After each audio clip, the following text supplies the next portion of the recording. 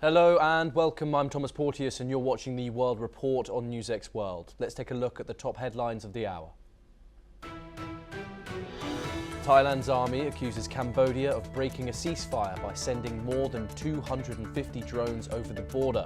Officials say the incident raises tensions as both sides had agreed to halt hostilities.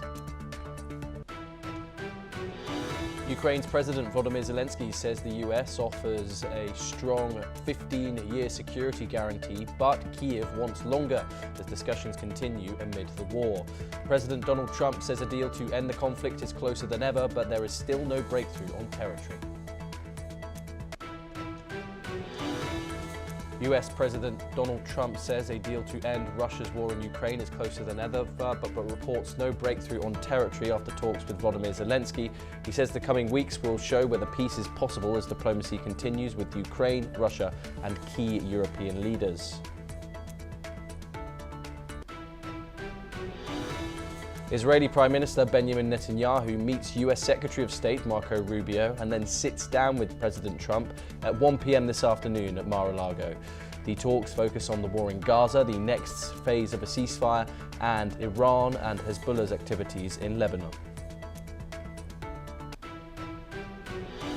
China deploys air, navy and rocket forces around Taiwan for drills, saying they test combat readiness and warn against separatism and external interference. Taiwan says it establishes a response center and deploys appropriate forces, conducting rapid response exercises in reaction to the maneuvers. A fire at a nursing home in Sulawesi Island kills 16 people and injures 3 late on Sunday, according to officials. Authorities are on site as emergency teams respond and investigate the cause. South Korean President Lee Jae-myung apologizes to the families of 179 victims of last year's Jeju air crash and vows to uncover the truth. He says the government remains responsible for protecting lives as families continue to demand answers. 7 Turkish police officers are wounded in a clash with suspected Islamic State militants during a raid in Yalova province. Authorities say the officers are not in serious condition as special forces continue to secure the area. We come in with some breaking news from Southeast Asia, and Thailand's army has accused Cambodia of violating a newly signed ceasefire agreement after more than 250 drones were detected flying over Thai territory. The unmanned aerial vehicles reportedly coming from the Cambodian side were observed last night, sparking accusations of provocation. Thailand's army stated that the drone flights were a clear violation of the ceasefire terms, which were established in a joint statement during a bilateral meeting between the two countries' officials. The Thai military expressed concern that such actions could undermine efforts to reduce tensions and maintain peace along the border. The incident comes just days after both countries signed a ceasefire agreement following weeks of deadly clashes that left over 100 people dead and hundreds of thousands displaced. Joining us now is Mr. Him Raksmay, an Executive Director of the Cambodian Centre for Regional Studies. Thank you very much for joining us here on NewsX World. It's a pleasure to have you on this development. Of course, Thailand have accused Cambodia of breaking the ceasefire just 2 days into its signing. How credible do you think this new information is coming out of Thailand? Well, thank you for having me. It is indeed an unfortunate incident. We do not have concrete detail right now, except some information here and there. But it is an unfortunate incident, and I hope. Okay, I believe we're having some network issues there. Of course, Thailand signed a peace agreement just 2 days ago with Cambodia after these border clashes killed over 100 people in the disputed areas, a much more heightened scale of tensions as opposed to that of July, where just over 60 people were killed, and then a peace agreement was agreed with Donald Trump and Malaysia. another peace agreement has been signed bilaterally. Apologies there, we had network issues, but I think Mr. Him Ramske is back with us. What's the appetite in Cambodia right now for peace? Is there hopes of escalation? How is the feeling in Cambodia? Now, hostilities seem to have ceased prior to this news that we've just had.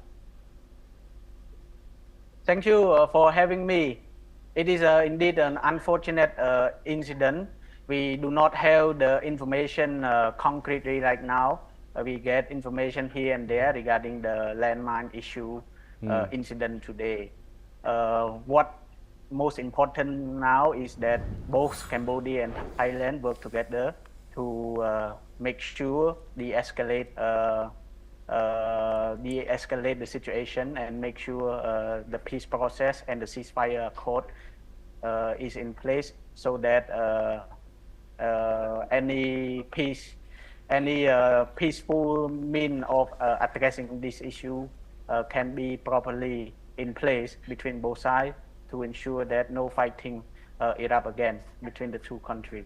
Okay, Mr. Him Ramske, thank you very much for joining us here on NewsX World. It's a pleasure to get your input. Of course, this would see the fall apart of this ceasefire that was just signed 2 days ago. We'll see and continue to follow how that situation develops in Southeast Asia. But now we move over to the east of Asia, and China has warned against external forces backing Taiwan after launching live fire drills around the island that is said would stimulate a blockade of its key ports. Meanwhile, Taiwan has condemned what it calls Beijing's military intimidation.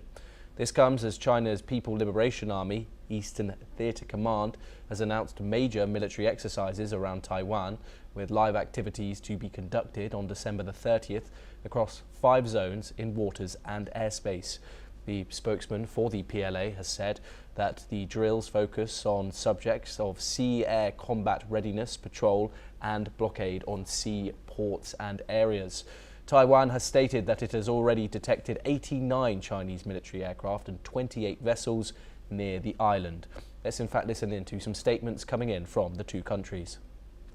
民进党当局顽固坚持台独立场，企图以美谋独，不惜把台湾变成火药桶、弹药库，充分暴露其和平破坏者、麻烦制造者、战争煽动者的凶恶面目。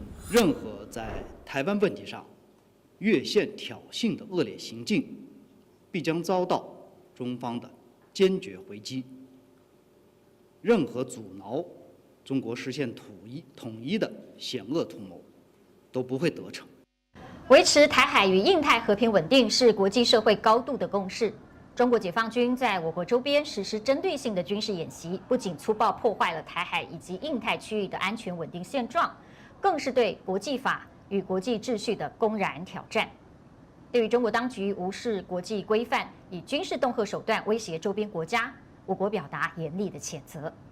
有关中国单边挑衅的动态，国军以及国安单位都有事先而且全面性的掌握，做好了万全准备，可以确保国家及国人安全无虞，请国人可以安心。Okay, joining us now is Colonel Sanjeet Sirohi, an international relations and defence expert, joining us live from New Delhi. Thank you very much for joining us. Of course, we've seen defence drills around Taiwan before. However, this one seems extremely significant, completely surrounding the island with both naval and planes. Of course, how do you think the people of Taiwan are looking at this? How are they responding? And how do you think this might develop? Well, thank you, Thomas, for calling me on your news channel and discussing something very, very important and which is very latest. Now, the point is that this exercises of China, which take place in Taiwan state, is not something new. It has been happening a number of times. But this time, it is more important. Why? Because of 2-3 reasons. First reason is that the Americans had given $700 million NASAMS missile system, that is the ground defense system, to Taiwan. That is one. Number two, they have also promised for giving $11 billion in arms sales to Taiwan. And number three, the Japanese Prime Minister, when she made a statement that any action on Taiwan by China, the Japanese may have to intervene militarily. So these two, three things which has happened lately has prompted China to start this exercise. It is actually an exercise not only to Taiwan and Taiwan people, it is actually a message to Americans and to Japanese that in case they are planning to strengthen the Taiwan forces, and if Japan is also thinking that in case of aggression on Taiwan, Japan is going to interfere militarily, then there will be a serious repercussions for Taiwan as well as for the United States and Japan. So I think it is more of a messaging being done by the Chinese, and they are carrying out live drills by the ships and by air, and also they are practicing or rehearsing the blockade of the ports of Taiwan. So I think it is a very serious matter, and it is gradually Chinese are upgrading their position towards the Taiwan, and I don't think that time is too far when Taiwan will also become Ukraine. For Americans, it includes Japanese, it includes South Koreans, and even to that extent, Philippines also. So I think this is not going to be insulated or isolated action. It is going to have a serious repercussion in South China Sea and in the Taiwan states. Indeed, and just quickly, of course, we've seen these things happen before, these military drills around the island. This one completely surrounds it. China, of course, hasn't ruled out military intervention in Taiwan. These drills keep escalating. Is it not a matter of if China will intercept into Taiwan militarily? Is it a matter of when? Yes, it is a matter of when. And I don't think that it is not going to take too long, maybe next 2-3 years, because they are just waiting that once the Ukraine deal is finalized, peace deal is finalized, then you will see something happening in China and Taiwan also. And for that, I don't know whether Americans are ready or not, but the Japanese for the moment are not ready, although they have increased their budget. And they are also planning that in case this aggression take place by the Chinese, in any case it is going to take place. Like you rightly said, it is a question of when only. Thomas. Colonel Sirohi, do stay with us as we move over to South Asia for our next story. And Indian officials in Meghalaya state have denied the allegation of the Bangladeshi police that suspects in the killing of Islamist youth leader Sharif Osman Hadi had crossed over from Bangladesh to Meghalaya. The Indian denial came soon after the additional commissioner of Dhaka Metropolitan Police, S.N. Nazrul Islam, said that 2 suspects in the December the 12th shooting of Mr. Hadi, Faisal Kareem Masood and Alamgir Sheikh, had crossed into Meghalaya with the help of locals, and 2 of the local assistants of the suspects were in custody of Indian authorities. Now, according to reports, the Bangladesh government is in touch with Indian authorities seeking the suspects' arrest and extradition. However, Indian officials stress that while cooperation with Dhaka police continues, there is no evidence at present that the suspects are in Meghalaya's custody.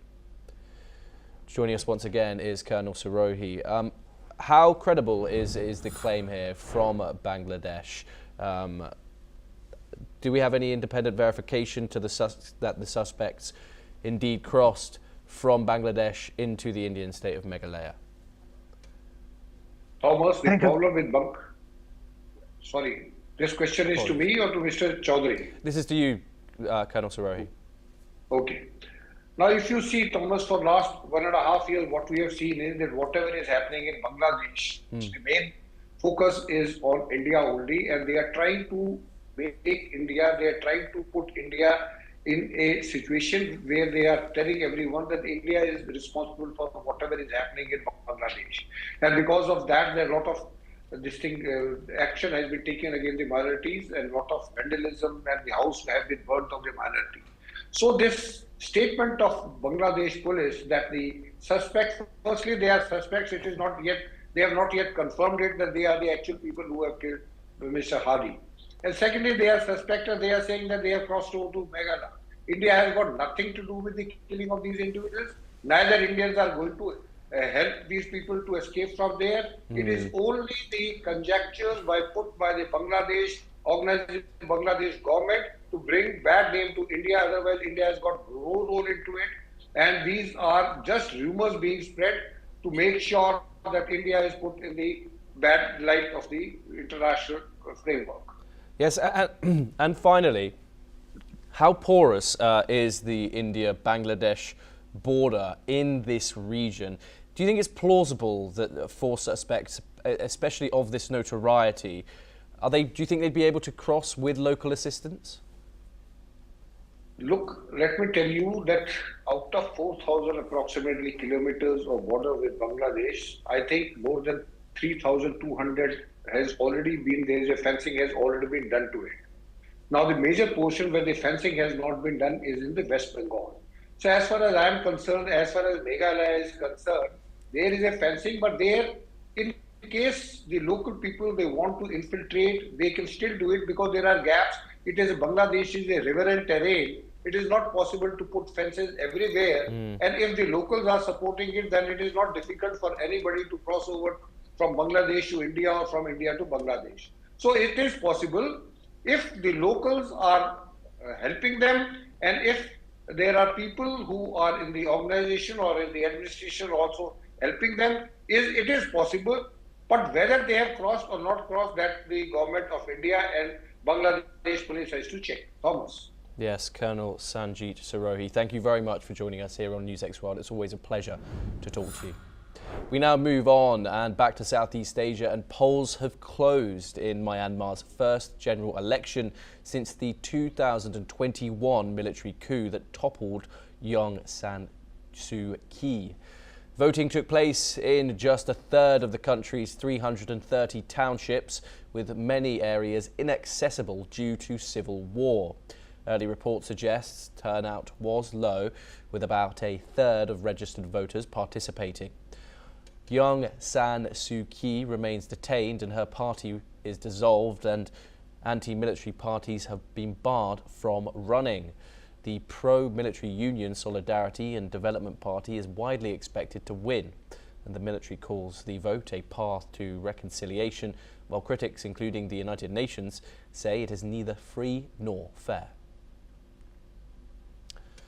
Okay, of course, this is a huge moment for Myanmar. Of course, its first general election, or what it calls a general election, in 4 years since the violent military coup of 2021, which has ruled the country ever since. Now, of course, Myanmar's military junta hopes for some recognition on the international stage after this election, but of course we've had wide reports of a quashing of opposition, a detainment of opposition voices, and so forth and so forth. And so the likes of the United Nations and other countries in the region have said that this election is not democratic, it is not free and fair, and so Hyung Min Lang will not get that international recognition that he so desires.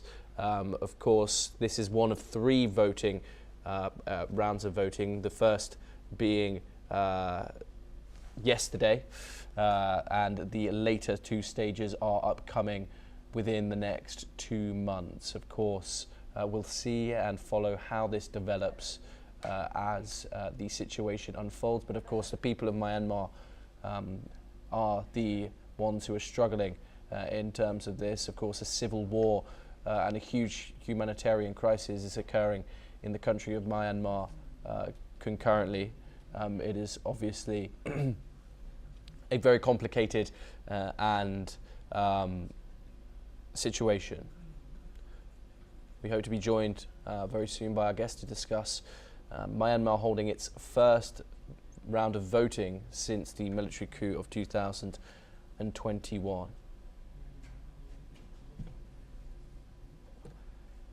Okay, we move on now, and nestled between apple orchards and paddy fields in a valley along the Jhelum, a series of mounds in Zehanpora village had long piqued the curiosity of local residents. Over the years, archaeologists from Srinagar and Delhi visited the village in Jammu and Kashmir's Baramulla district, carrying out surveys and drawing initial conclusions about these seemingly ordinary formations. When a detailed and systemic examination of the mounds began, situated along the ancient Silk Route leading to Kananda and beyond, and researchers used drone surveys, aerial photography and mapping techniques, it became evident that the mounds were remnants of an ancient structure. Around the same time, thousands of kilometers away, 3 faded old photographs emerged from the archives of a museum in France. Meanwhile, the Indian Prime Minister Narendra Modi has said that 3 Buddhist stupas were clearly visible in those photographs from Baramulla, and that from that moment the direction of the discovery shifted as Kashmir's forgotten history began to unfold. This legacy dates back nearly 2,000 years. Of course, we'll continue to bring you everything on that. Now, NASA has selected 3 companies to develop the Lunar Terrain Vehicle, a next-generation unpressurized rover for the Artemis program.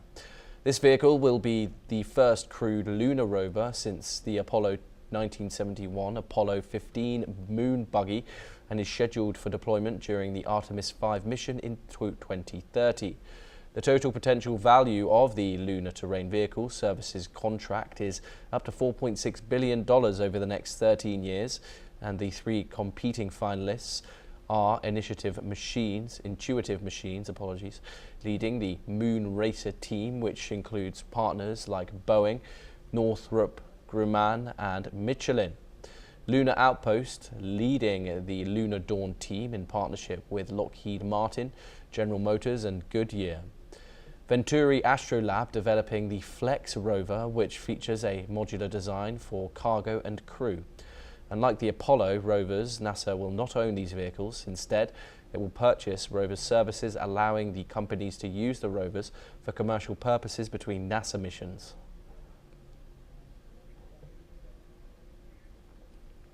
We move on now, and South Korea's former First Lady is alleged by the prosecutors to have had accept lavish bribes totaling over $200,000 and meddling in state affairs.